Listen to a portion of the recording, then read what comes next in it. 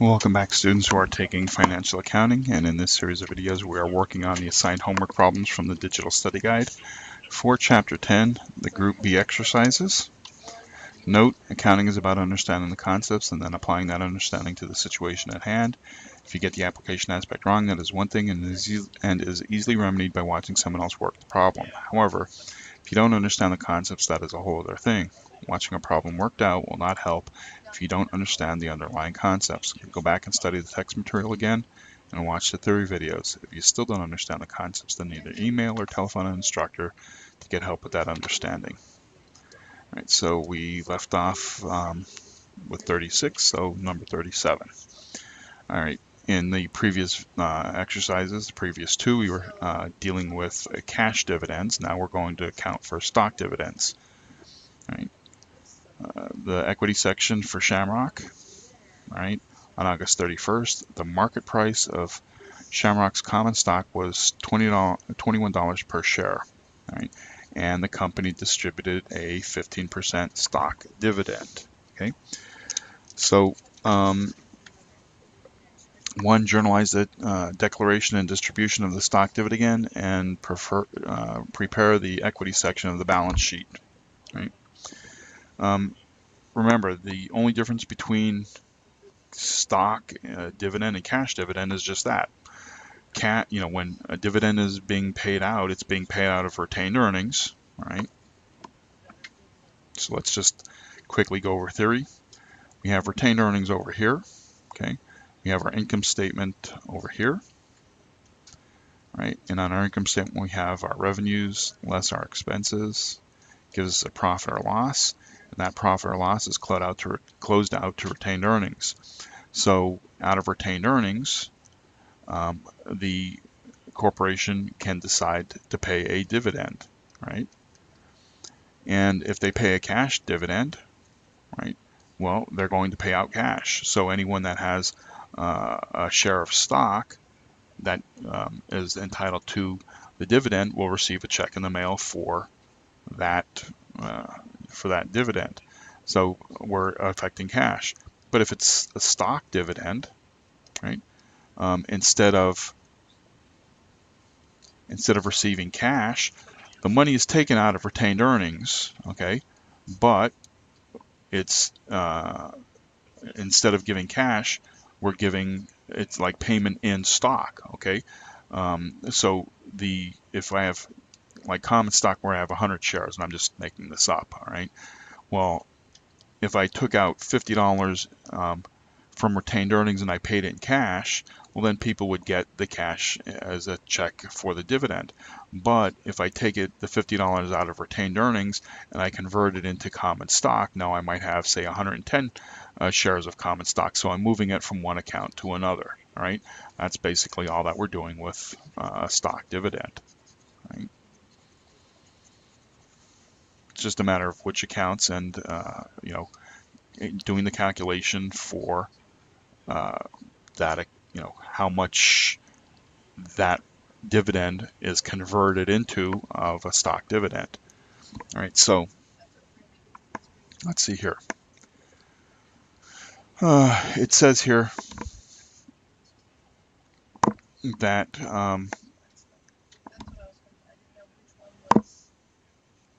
all right, let's see here. The common stock was at $21 per share as a market value, and there's a 15% stock dividend. And so when we look at our common stock here, we see that it's a $10 par, 900,000 shares outstanding. We don't need that, but 25,000 shares issued and outstanding. So I have 25,000 shares, all right, and it is at, the distributing a 15%, so it's times 15% stock dividend, okay, and the price, the value of those shares are $21, so that's $21, right? And that gives us a total dividend, a total dividend of $78,750 as a stock dividend, okay? So our journal entry, we're going to have to debit our retained earnings for that amount, right? $78,750, right? because we're taking it out of retained earnings. Now we're going to, since we're paying a stock dividend, we have to figure out the amount in the, as far as common stock is concerned, all right? Remember, we're going to figure out the amount of common stock, and then we're going to back into the amount of the paid-in capital in excess of par, right? So in figuring out the amount of our common stock, we have common stock, right, of 25,000 shares, okay? The dividend is going to be 15, so I have 25,000 times 15%, but the par value is $10, right? Market value is 21. That's what's coming out of retained earnings. But to figure out how much is that converts into our common stock, our par value is $10. That's what we use for our common stock. So when we do the math on that 25,000 times 15% times $10, that's $37,500 of common stock that is going to be, that was additionally created for the dividend, because of the dividend, right? But notice that there's a difference between the par value of $10 and the market value of $21. That difference is the paid-in capital in excess of par, right? Paid-in capital excess, right? And you can do the math by taking 21 less 10 and getting 11 times 25,000, blah, blah, blah, right? But it's always, it just is easier to do the math down here and say debits have to equal credits. So my paid-in capital in excess of par for common stock. The difference between those two, 78,750 less the 37,500, gives me $41,250. Okay, and so that's how I make my journal entry. Okay, real quick, stock dividend is no different than a cash dividend. Okay, you have to figure out what's coming out of retained earnings first. Okay, and in this case here, it was the 25,000 shares at $15 for the 15% for the stock dividend, and the market value is at 21. So that's how we get the 78,750. Right? Now we're converting that into common stock, right? And so we have to figure out what the 15% is, right? We have to figure out what the 15% is at par, right? So we still have our 25,000 shares, but it's at 15% because that's what the stock dividend is, and it's at $10 par. All right, so we know that we're creating an additional $37,500 for common stock, and the difference between our, the retained earnings in our common stock ends up being the paid-in capital in excess of par. All right. Okay, so pause the video, write that down, because now I have to prepare the stockholders' equity section of the balance sheet, and I'm going to erase all of this. All right, so pause the video. Okay, so I'm erasing.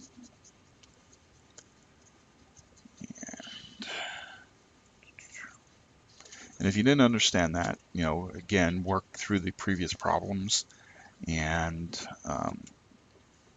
rewind, watch this video again. And if you're still not getting it, feel free to contact an instructor. Right? It's more of just a matter of understanding the process and doing it enough times, but dealing with the different varieties of situations. It says here, prepare the stockholders' equity section of the balance sheet after the stock dividend. All right, so I'm actually going to move this up a bit so I have a little bit more space. So I have my equity section here, and again, I'm not doing this as I'm just scribbling it. This isn't formal, but If you were actually creating the financial statements, you'd have to pay attention to formatting, spelling, underlines, double underlines, dollar signs, no abbreviations, that type of stuff. Okay, but I'm just doing homework just to have an idea. All right. So I have paid in capital, and so I'm going to have under the paid in capital, I have common stock. Right. So it's a $10 par, and I have 900,000 shares authorized, and I have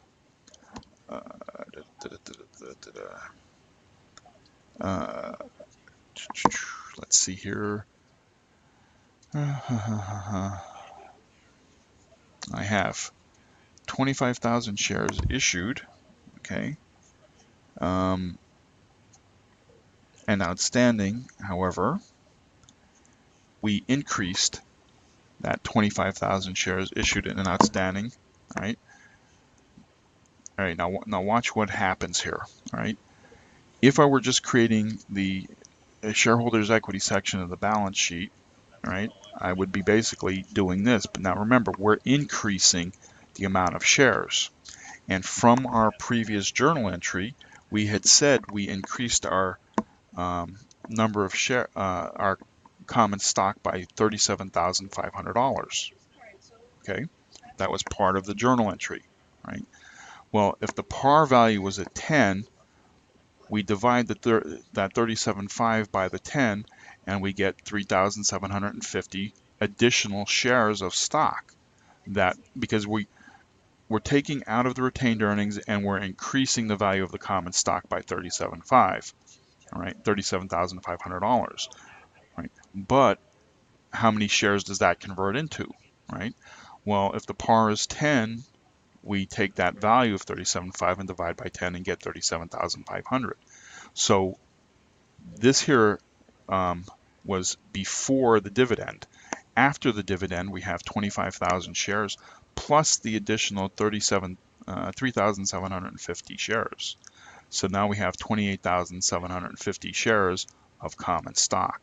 So I have 28,750 that were issued and outstanding. All right, and the total value then becomes the 250,000 from before, plus the 37,500 from that journal entry, the issuance of the stock dividend, or 287,500, right? So $287,500 is the amount, the value of our common stock now. If I had taken those journal entries and had posted them to the ledger account, this $28,750 would be what is in, would be the balance of the common stock account. And then I could also go back and say, all right, well, if it's at $10 in par, I could say 28,750 divided by the $10 gives me 28,750 shares of common stock. So there's, two different ways of doing it.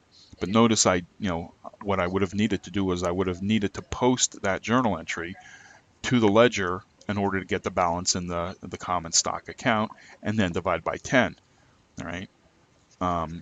Or I could have just, like you saw me do, right? I would have said, okay, from that journal entry, I had an increase in value of my common stock by 37.5. Divide that by 10, that's an additional 3,750 shares, and add that to the 25,000, which gives me my 28,750. All right. And then we're going to have the same issue with the paid in capital in excess of par, right? In that our paid in capital is 160,000 here. And from the journal entry, we had an additional 41,250. So that makes our new paid in capital 201,250.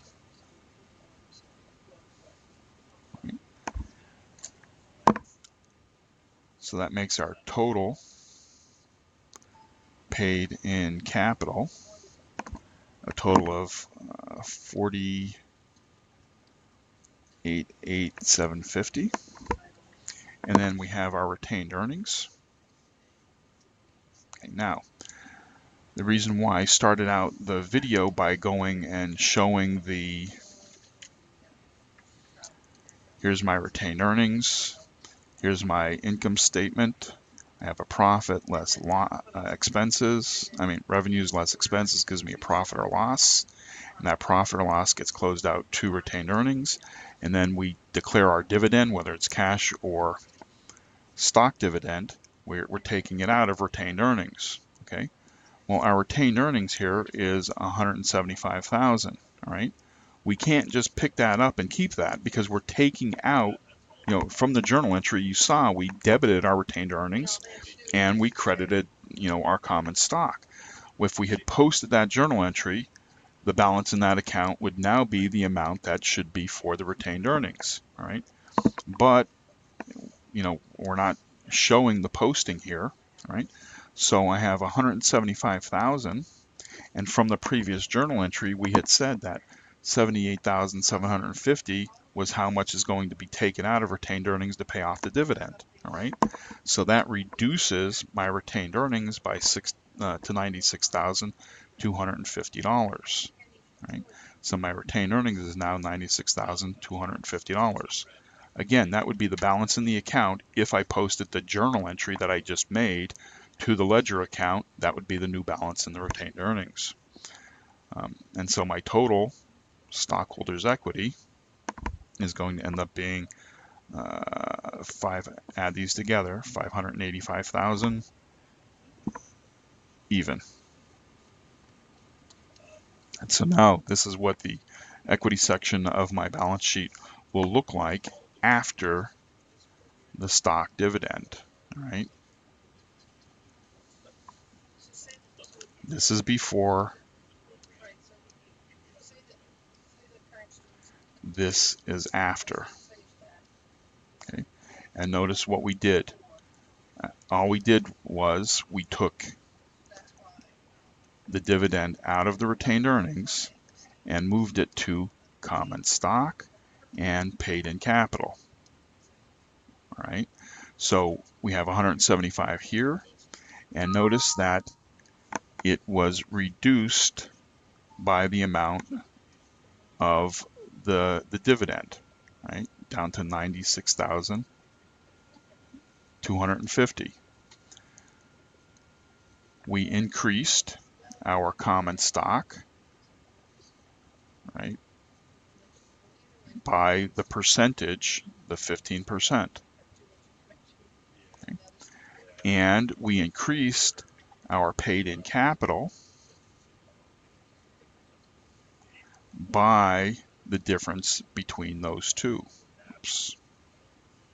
Okay. And those were the three parts of that journal entry we made. All right.